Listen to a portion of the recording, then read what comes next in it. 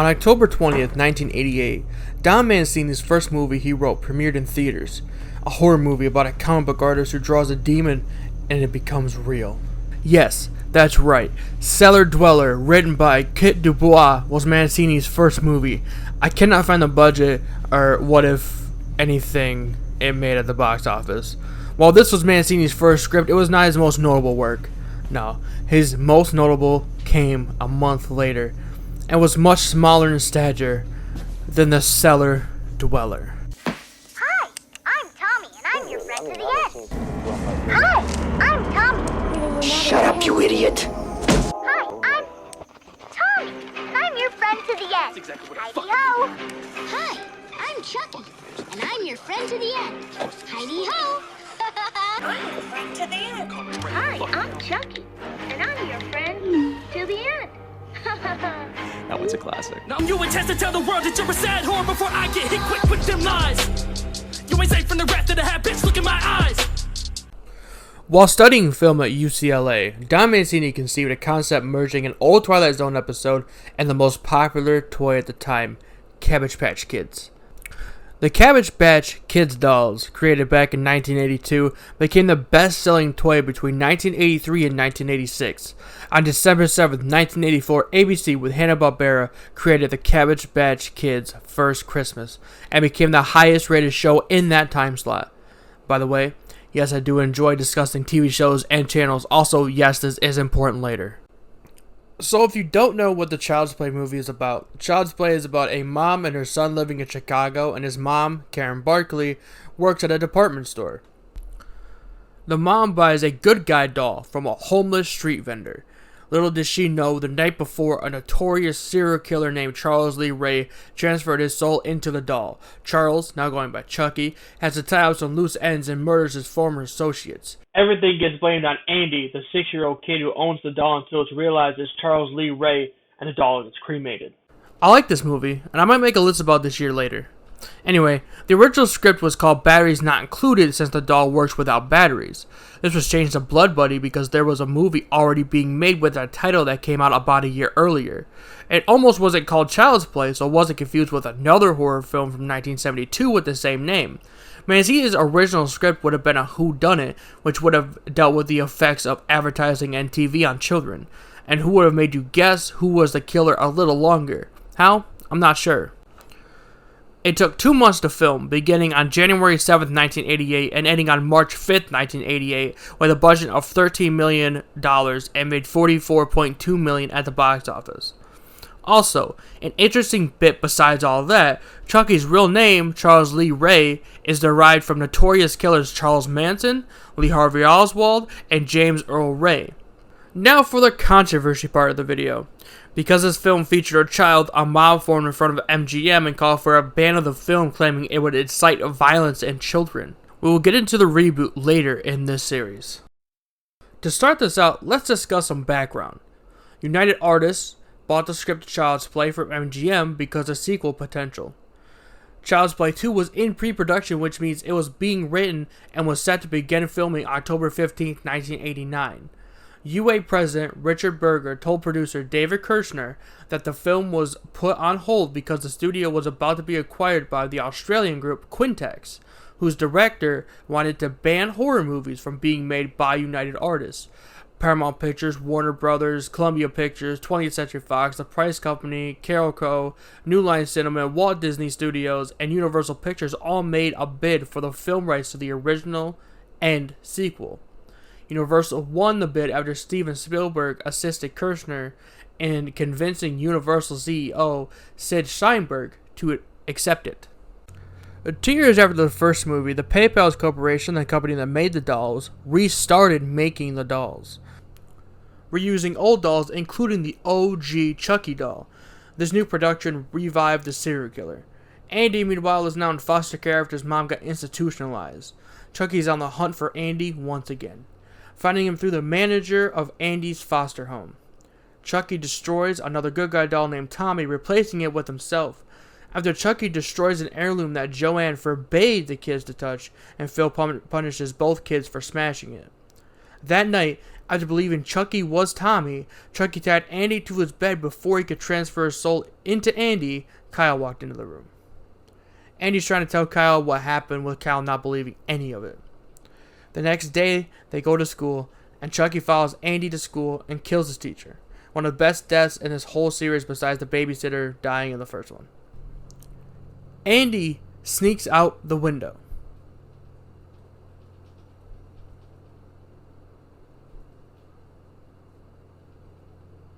After Chucky kills his foster dad Phil, his foster mom Joanne sends Andy back to the foster center, and Kyle finds Tommy buried in the backyard and realizes Andy was telling the truth.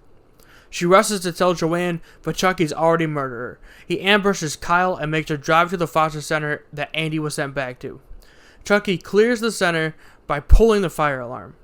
He stabs Grace, the center manager, and forces Andy to take him to the Play Pal factory, where a fight where Chucky tries to do the ritual, but to his chagrin, Chucky is trapped forever in the doll. Chucky goes after Andy, and Kyle, while in the process, gets his face melted, gets his hand cut off, and replaces it with a knife. Kyle shoves a high air pressure hose into Chucky's nose, rhymes, and kills him. Kyle and Andy walk out of the factory, unsure where to go next. This film was supposed to open with Karen Barkley getting sentenced to a mental institution for insisting that Chucky was alive, with Catherine Hicks and Chris Sarandon set to reprise Karen and Detective Mike Norris from Child's Play 1. This was cut due to budgetary constraints. Filming began on November 6, 1989, with a $12 million budget. Child's Play 2 made $35.8 million at the box office and is considered by fans to be the best film in the series. Unlike the first film, this was not shot in Chicago. It was on Universal lots in Universal City, California. Brad Dourif recorded all of his lines for Chucky in advance so the facial movements could line up better. A tie-in novelization was written by Matthew J. Costello. Costello added multiple scenes, like going deeper into Andy and Chucky's backstory and Chucky's past as a whole, and introducing new topics like Chucky growing up without a dad and his abusive mom being a little person, adding that Chucky killed his mom and being in special ed classes as a kid. Universal had Don Mancini begin writing the third movie before Child's Play 2 was even released. The film was formally greenlit after Child's Play 2 did so well, and its release date was set for 9 months away from Child's Play 2. 8 years after Chucky's second death, the Play Pals company has finally recovered from the bad publicity that Chucky's murders had brought onto the corporation. So they start making the dolls again. Unfortunately, the crane used in the factory punctures Chucky's body and blood pours out into the vat of plastic, with Charles Lee Ray still inside Chucky.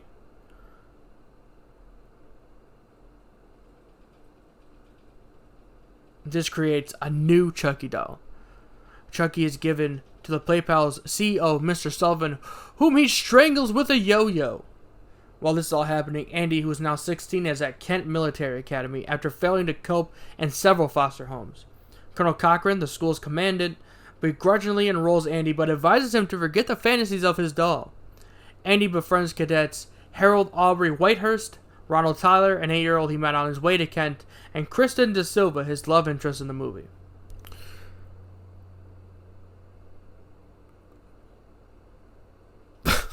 Jesus Christ. What the fuck was I? Oh, there we go. Shortly after Andy arrives, Tyler is told to deliver a package to Andy. Once Tyler realizes what's in the box, he opens it, and Chucky bursts through the box, immediately realizes Andy's not in the room. Chucky is pissed, but then he remembers his late voodoo instructor, John Bishop, that Chucky can possess the first person who knows his true nature. So Chucky reveals to Tyler who he is and sets out to make Tyler his new target. Chucky tries to possess Tyler, but Cochran interrupts and throws Chucky into the garbage truck. Chucky then lures the driver into the compactor and kills him.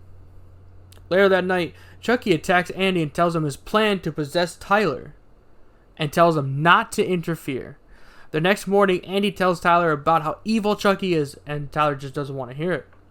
Chucky kills the barber next because he tried to shave his hair. Later, Tyler and Chucky play hide and seek in Cochran's office until they are interrupted by De Silva and Ivers, and even Cochran later.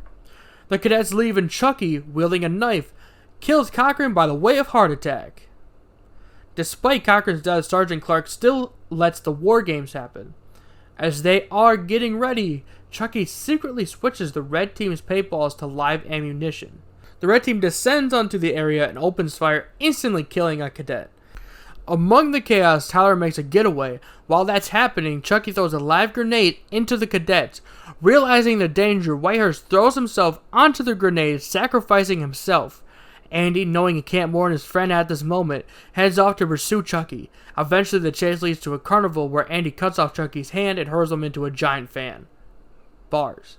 Andy gets questioned by police. Kristen gets rushed to the hospital, and I guess Tyler dies by exposure. This was supposed to be the introduction of the multiple Chuckies. However, due to budgetary constraints again, this could not be realized. The movie was supposed to open with a security guard played by John Ritter telling some scary stories of Chucky outside the factory. Before Jack Bender signed on to direct, Mancini wanted Sir Peter Jackson. A tie-in novelization was written by Costello and added some extra stuff as always. Child's Play 3 opened against Dead Again and made $5.7 million over the 4-day label weekend. Now for the controversy. Back in 1993 in Walton, Liverpool, England, two young kids, Robert Thompson and John Variables, murdered a little kid named James Bulger.